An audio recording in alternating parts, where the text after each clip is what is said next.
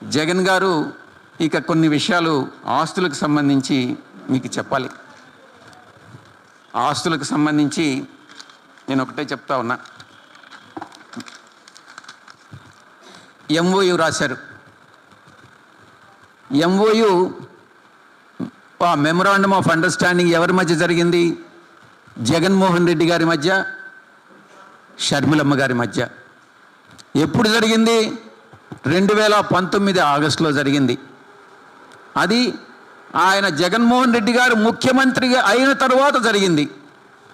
ఆ రోజు అప్పటికి 2009లోనే రాజశేఖర రెడ్డి గారు చనిపోయారు. చనిపోయిన తర్వాత 2009లో చనిపోతే 10 సంవత్సరాల తర్వాత జగన్మోహన్ రెడ్డి గారే స్వంతంగా పిలిచి తనకై తాను తన ఆస్తిలో తను స్వార్జితం, తను స్వంతంగా ఆర్జించినటువంటి తన ఆస్తిలో, అంటే అంతకుముందే పంపకాలు పార్టీషన్ జరిగినప్పటికీ కూడా తను స్వార్జితమైనటువంటి ఆస్తిలో 40% మీకు ఇస్తానని ఆయన ఎంఓయు చేసినటువంటి విషయం అందరికీ కూడా తెలుసు. ఈరోజు అటువంటి అన్న అది న్యాచురల్ లవ్ అండ్ అఫెక్షన్తో నా చెల్లికి నేను ఇవ్వాలి అన్నటువంటి ఒక మంచి ఉద్దేశంతో ఆయన ఆ ఎంఓయు చేయడం జరిగింది. అది ఆ ఎంఓయులో చాలా స్పష్టంగా చెప్పుంది. కోర్టుల్లో కేసులు పరిష్కారమైన తర్వాత ఆయన ఆర్జించినటువంటి స్వార్జితమైనటువంటి ఆయన ఆస్తిలో 40% ప్రేమతో నా చెల్లెలకి ఇస్తాను అని చెప్పినటువంటి మాట వాస్తవం. కోర్టు కేసులు అయిన తర్వాత అన్నటువంటిది మీరు ఇక్కడ అర్థం చేసుకోవాల్సి ఉంటుంది. దానికి మీరు ఒక్కసారి ఆలోచించండి. మీ గుండెపైన చేసుకొని మీరు చెప్పండి, మీరు రిటర్న్ గిఫ్ట్గా జగన్మోహన్ రెడ్డి గారికి ఏమి ఇచ్చారు అన్నటువంటి విషయం. మీరు రిటర్న్ గిఫ్ట్గా జగన్మోహన్ రెడ్డి గారికి మీరిచ్చింది చంద్రబాబు నాయుడు, ఒక దుర్మార్గపు ముఖ్యమంత్రి. ఎవరైతే రాజశేఖర రెడ్డి మరణానికి కారకుడో అటువంటి వ్యక్తితో మీరు లాలూచీ పట్టడం, మీరు కుట్ర చేయడం, మీ అన్నకు వ్యతిరేకంగా అతనితో లాలూచీ పడి మీ అన్నని ఇబ్బంది పెట్టేటటువంటి కార్యక్రమంలో భాగంగా మీరు చేయడం ఆయనకి ఇచ్చినటువంటి మీరు రిటర్న్ గిఫ్ట్. ఇక ఎందుకు జరగాల్సి వచ్చింది? ఎందుకు ఈ రకంగా జరిగింది? కోర్టు కేసుల తర్వాత ఎందుకు ఇవ్వాలని అన్నటువంటి నిర్ణయం తీసుకోవడం జరిగింది? దానికి 2 రిటైర్డ్ సుప్రీంకోర్టు జడ్జెస్ ఒక లీగల్ ఒపీనియన్ ఇచ్చారు. ఆ లీగల్ ఒపీనియన్లో చాలా స్పష్టంగా ఈ యొక్క సరస్వతి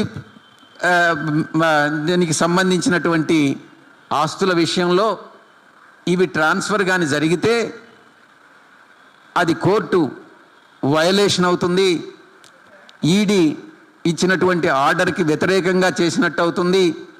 ఈ యొక్క ఆస్తుల పంపకాలన్నీ కూడా కోర్టు కేసులు పూర్తయిన తర్వాతనే మనం చేయాల్సి వస్తుంది అన్నటువంటి అభిప్రాయాన్ని లీగల్ ఒపీనియన్ వ్యక్తం చేసినటువంటి నేపథ్యంలో అటువంటి ఎంఓయూలో ఆ క్లాజ్ పొందుపరచడం జరిగింది. కానీ మీరేం చేశారు? షేర్ సర్టిఫికేట్స్ లేకుండా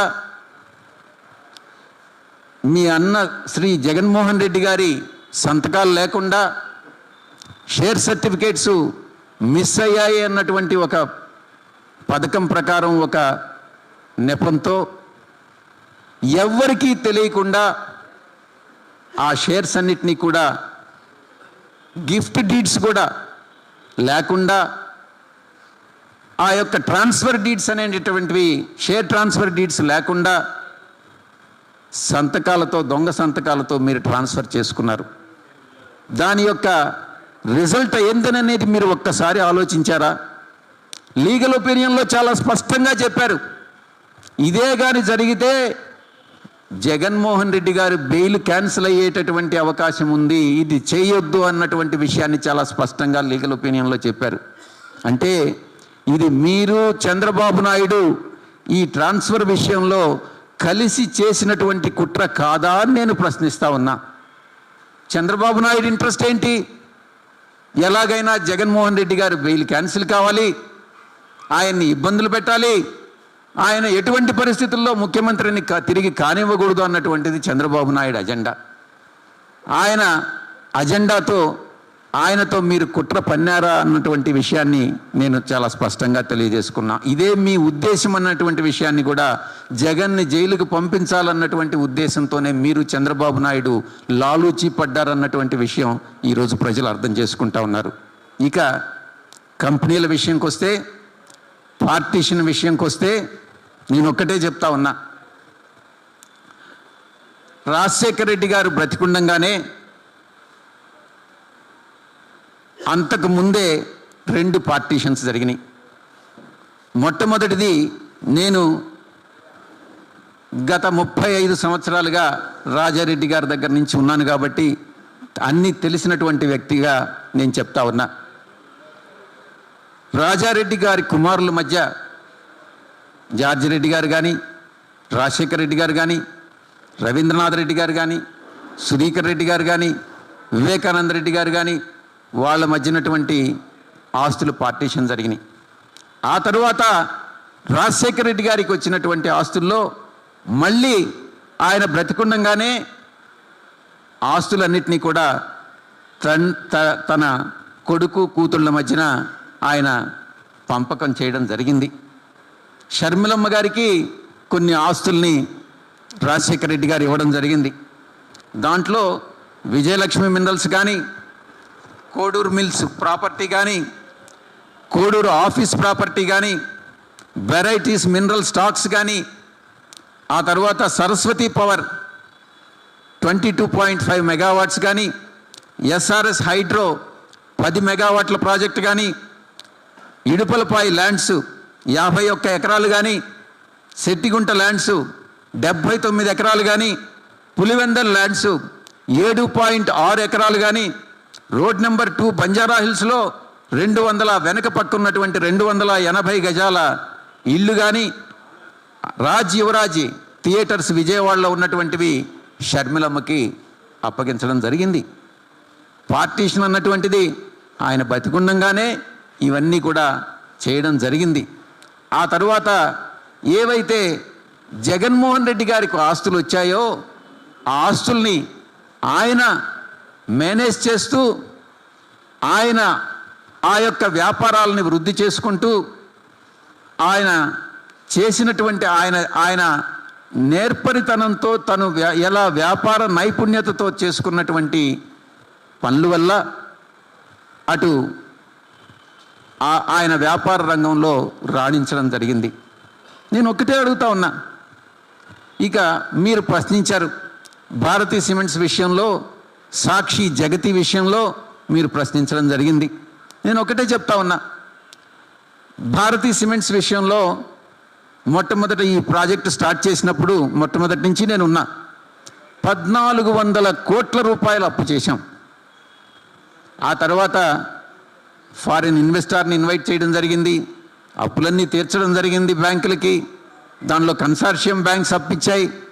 మొదట్లో కొన్ని లాసులు వచ్చినటువంటి మాట వాస్తవమే. ఆ తర్వాత సాక్షి విషయానికి వస్తే ఏటా 20 కోట్ల రూపాయల నష్టాన్ని సాక్షి చవిచూడడం జరిగింది మొట్టమొదట్లో. నేను ఒకటే అడుగుతా ఉన్నా, ఈ నష్టాలకు కానీ ఈ అప్పులకు కానీ ఏ రోజైనా మీరు దీనిలో షేర్ చేసుకున్నారా? లేక మీ యొక్క అప్పుల కోసం మీరు ఏదన్నా గ్యారంటీ ఇచ్చారా? ఈ కంపెనీలన్నీ కూడా జగన్మోహన్ రెడ్డి గారికి వచ్చినటువంటివి. ఆయన తన వ్యాపార దక్షతతో అభివృద్ధి చేసి లాభాల్లోకి నడిపించినటువంటి జగన్మోహన్ రెడ్డి గారికి చెందినవి అన్నటువంటి విషయం మీకు కూడా తెలుసు, ప్రతి ఒక్కరికి కూడా తెలుసు. అసలు కంపెనీ అంటే ఏంటి? కంపెనీ మేనేజ్మెంట్ ఉంటుంది, ఒక బోర్డ్ ఆఫ్ డైరెక్టర్స్ ఉంటారు. కంపెనీ లా బోర్డు కానీ, మిగతా రిజిస్ట్రార్ ఆఫ్ కంపెనీస్ కానీ, ఇవన్నీ కూడా కంపెనీ లా 1956 ఆ తర్వాత అమెండెడ్ యాక్ట్ ప్రొవిజన్స్ ప్రకారం కంపెనీని నడపాల్సి ఉంటుంది అన్నటువంటి విషయం మీ అందరికీ కూడా తెలిసే ఉంటుంది. నేను ఒకటే అడుగుతా ఉన్నా, ఏమ్మా షర్మిలమ్మ, మీకేదైనా ఒక కంపెనీ ఇష్టమైతే, లేక మీరు అనుకుంటే, లేక మీరు నచ్చితే, నాకు ఈ కంపెనీ కావాలి, నాకు చార్మినార్ కావాలని, లేకుంటే నాకు తాజ్మహల్ చాలా నచ్చిందేనని, లేకుంటే విప్రో కంపెనీ నాకు నచ్చిందని, లేకుంటే టీసీఎస్ కంపెనీ నాకు నచ్చిందనని, లేకుంటే రిలయన్స్ కంపెనీ నాకు నచ్చిందని, ఆదాని గ్రూప్ చాలా బాగుందనని మా నాన్నగారు చెప్పారు, నాకు వాటా ఇవ్వమంటే ఎవరైనా ఇస్తారా అని నేను ప్రశ్నిస్తూ ఉన్నా. ఇది అలా జరగదు. అలా కోరుకోవడం కూడా తప్పే. ఈ విషయాన్ని మీరు గమనించుకోవాలి. ఇక ఈ విషయాలన్నిటికీ కూడా నేను ఒక్కటే మీకు అందరికీ కూడా విజ్ఞప్తి చేస్తూ ఉన్నా. తమరికి నేను చేసే విజ్ఞప్తి ఏంటంటే, దీనికి ఫుల్ స్టాప్ పెట్టండి. చంద్రబాబు నాయుడుతో మీరు కలిపినటువంటి చేతుల్ని విడదీయండి. అతను దుర్మార్గుడు. అసలు మానవ జన్మ ఎత్తేదానికే చంద్రబాబు నాయుడు అనర్హుడు అని నేను చెప్తా ఉన్నా. ఎటువంటి ఇబ్బందులైనా పెట్టవచ్చు. నేను దాన్ని అన్నిటినీ ఎదుర్కొనేదానికి కూడా, చంద్రబాబు నాయుడు ఎన్ని ఇబ్బందులు పెట్టినా ఎదుర్కొనేదానికి నేను సిద్ధంగా ఉన్నా. మళ్ళీ అరెస్టులు కూడా చేయొచ్చు. భయపడే ప్రసక్తే లేదు అని నేను పదే నేను చెప్తా ఉన్నా. ఇక ఇవన్నీ కూడా, ఈ ఆస్తుల తగాదాలన్నీ కూడా ఇప్పుడు ఎన్సీఎల్టీ కోర్టులో ఉన్నాయి కదా. మీరే చెప్పారు కదా తల్లిని కోర్టుకి ఇచ్చారనని. ఇప్పుడు కోర్టు ఏ జడ్జిమెంట్ ఇస్తే ఆ జడ్జిమెంట్ని మనం పాటిస్తాం. తప్పకుండా ఆ జడ్జిమెంట్ని మనం అనుసరిస్తాం. మీరు కూడా ఆ జడ్జిమెంట్ని అనుసరించండి అని మీకు నేను విజ్ఞప్తి చేసుకుంటా ఉన్నా. ఇక ఆఖరిగా సుప్రీంకోర్టు ఇచ్చిన జడ్జిమెంట్, రిటైర్డ్ జడ్జెస్ ఇచ్చినటువంటి లీగల్ ఒపీనియన్ గురించి మీకు చెప్పాను. చంద్రబాబుతో కలిసి మీరు ఎలా కుట్ర చేస్తున్నారన్నటువంటి విషయం మీ అందరికీ కూడా, ఇది ఒక్క బెయిల్ క్యాన్సిలేషన్ కోసమే ఇది చంద్రబాబు నాయుడు చేస్తున్నారు అన్నటువంటి విషయం మీకు తెలియజెప్పాను. ఇక ఆస్తుల పంపకంలో స్వర్గీయ రాజశేఖర రెడ్డి గారు చెప్పినట్లుగా మీరు లెటర్లో రాశారు. ఏమని? షర్మిలమ్మ గారి 2 పిల్లలకి, జగన్ గారి ఉన్నటువంటి 2 పిల్లలకి, మొత్తం 4 సమానంగా ఆస్తులు ఇవ్వాలి, పంచాలి అని వైఎస్ఆర్ గారు చెప్పినట్లుగా మీరు నిన్నటి ప్రెస్ కాన్ఫరెన్స్లో చెప్పడం జరిగింది. మీరు ఒక్కసారి 2009 జగన్ గారి అఫిడవిట్ కానీ, 2014 జగన్ గారి అఫిడవిట్ కానీ, 2019 జగన్ గారి అఫిడవిట్ కానీ, 2024 జగన్ అఫిడవిట్ కానీ ఒక్కసారి పోల్చి చూసుకున్నట్లయితే ఆస్తుల పంపకాలు ఏ రకంగా జరిగాయి, ఎలక్షన్ కమిషన్కి ఇచ్చినటువంటి అఫిడవిట్ని మనం తప్పుగా ఇవ్వలేం కదా. ఎలా జరిగాయి అన్నటువంటి విషయాన్ని మీరే ఇన్ఫరెన్సెస్ డ్రా చేసుకోవచ్చు అని నేను మీ అందరికీ కూడా నేను విజ్ఞప్తి చేస్తూ ఉన్నాను. పూర్తిగా జగన్ గారు ఆయన వ్యాపార సంస్థలన్నింటినీ కూడా ఆయన విషన్తో, జగతి పేరును మీరు ప్రశ్నించారు, భారతీ సిమెంట్స్ పేరును మీరు ప్రశ్నించారు. ఇప్పుడు నేను ఒక కంపెనీ కానీ స్టార్ట్ చేస్తే నా పేరో నా కుటుంబ సభ్యుల పేరో పెట్టుకోవడంలో ఎవరికీ అభ్యంతరం ఉండదు. మీరు కూడా అభ్యంతరం పెట్టాల్సినటువంటి అవసరం లేదు.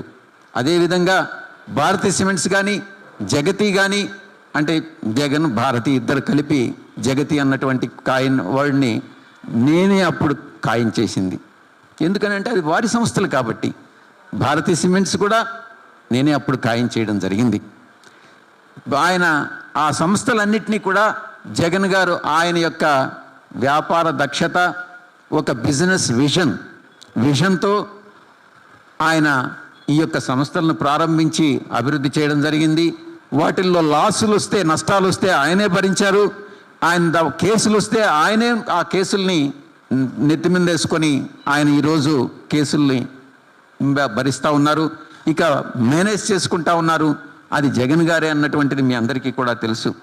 ఇక నేను ఇంకొక ప్రశ్న కూడా అడుగుతా ఉన్నాను. షర్మిలమ్మ గారు, మీరు చెప్పండి, మీరు ఒక జగన్ గారి స్వార్జితమైనటువంటి ఆస్తుల్లో మీకు వాటా అడుగుతున్నారే కానీ, ఇప్పుడు నేను చెప్పినటువంటి ఆస్తులన్నీ కూడా రాజశేఖర రెడ్డి గారు మీకు ఇచ్చారు.